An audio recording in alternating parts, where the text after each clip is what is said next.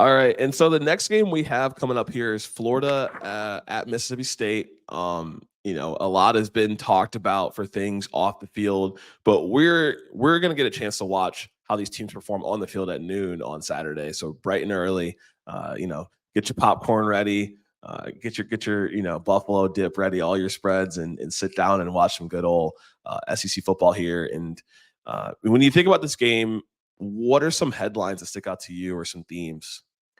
Yeah, for me, it's two teams that need a win, right? That like both teams are struggling for a win. So the headline for me is both teams are really wanting to scrap for it. You have a coach who is trying to establish himself, and then a coach who is trying to keep his job. And then to me, the question at Florida was always the quarterback play. What quarterback is it going to be? For me, this question with Mississippi State is who's going to help this quarterback out because he's playing well. I think Blake Shapen is really the only consistent piece for Mississippi State. And then the quarterbacks on Florida, we know the inconsistency because we don't know which one's ever going to be stepping out on each drive. So for me, the big headline is Blake Shapen. If he plays to the potential he can, his team plays well around him, then they're going to look strong. He's third in the SEC for passing yards right now, 20th in the country. And before we hype up the Eastern Kentucky game, like some people have done in the past when we talk about Blake Shapen, his least amount of passing yards came in that game. So this was against Cook. Yeah. So this was, after that game, he's racked up the most yards. He's only one of 3 quarterbacks in the top 50 in the country to have been sacked more than 8 times, and he's taken 10. Look, this is the new SEC podcast. We put respect on Blake Shapen's name. Blake, that's what I'm saying. We got respect for you. And I look, I'm co-signing what you're saying, Hunter, because I agree. I think when I'm looking at these last 3 games for Mississippi State coming into this matchup against Florida with their own challenges, I'm looking at it and saying Blake Shapen, to your point, has been the main spotlight guy. He has been consistent. The defense is where it's at. It's giving up a ton of yards on the rushing. We saw it against Scadaboo against Arizona State, and we saw it against Toledo last week. And Mississippi State can come into this game to me with no pressure. You obviously want to win, but you knew this was the first season. There's a lot of changes going on. And I would say overall, there's a shining light to point to, and it is Blake Shapen's performance, the Baylor transfer quarterback coming in this year. So on the other side for Florida, it's like the hits just keep coming, right? No Eugene Wilson to play in this game, officially ruled out at receiver. They're the freshman All-American. And you want to see more of an improvement on the defensive side. So you're facing Blake Shapen, but for Florida, their defense has given up over 300 yards a game, which is lower tier in the SEC. And so in order for them to have a chance to win the game, which is what we talk about, right? This is a prediction. This is picks. For Florida to have a chance to win this game, we would need to see a defensive performance we haven't seen thus far this season to slow down any offense. They're coming up against one of the better offenses, right? Blake Shapen's got better passing yards in some categories than Jackson Arnold in Oklahoma, who's 3-0. So think about that, like what that means, not just from a win-loss column, but from a production and putting his team in a chance to win, like getting the team within 7 points to win against Arizona State and getting keeping the team somewhat in the game when it came to the Toledo game. But that's where Florida is going to really have to buckle down on the defensive side, and the offensive side just start off better early, right? Don't put up 14 points in the third quarter against A&M. Start off better early, and then we'll see what happens. Yeah, and the Mississippi State defense gives some credibility to that. Like, you will be able to get some first downs, move the rock. Yeah, like they gave up over 450 yards to Toledo, like you mentioned.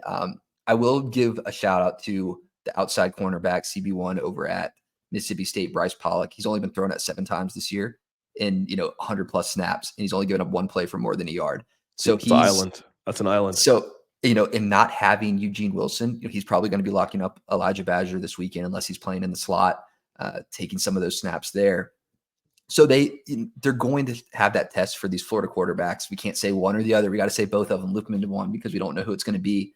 But what I want to see from Florida offensively is running the ball. Montrell Johnson Jr. is solid. He's a good running back. He's still averaging 5 yards per carry, and he had -7 last week. So, if they can get him going, then that will open up the passing game. But they haven't been able to do that, and that's where they struggled against Texas A&M. You can't go out there and only expect to pass the ball, especially with good defense like Texas A&M. Mississippi State, there's going to be a little bit more inconsistency defensively, but I need Florida to get the running game together. and then win in the trenches. The trench game has been poor. The O-line has been poor. Offensively, not as bad as defensively. They've only given up 5 sacks this year. 8 teams in the SEC have given up more, but they've been awful at clearing up holes for the running back. I need to see Florida run the ball better to win this game. If not, I could see Mississippi State's passing offense putting up too many points early that Florida won't be able to come back from. You would like to see more from the run game on the offensive side from Florida. We have seen some good football, I would say, from Graham Mertz. Sometimes I question why the QB controversy is there. I don't feel like he's the problem here. I know you know what you have behind him with DJ Lagway, and he's obviously talented, but I don't think there's as much of a controversy as it is being made to be. But when you keep flip flopping the quarterback position, you're making it a controversy. On the rushing side, would love to see more from there on the ground. And Mississippi State offers a good opportunity because we saw again what Scadaboo was able to do against them against Arizona State and what other teams have been able to do on the ground against them. So would like to see from a keys to the game perspective, Florida attempt to establish the run, attempt to control the game clock and the time of possession, and let that build on their passing strengths. So that would, to me, would help them be in a better position to win the game for the Gators. Yeah. For me, Florida's going to win this game, they need to step up defensively and shut down the pass.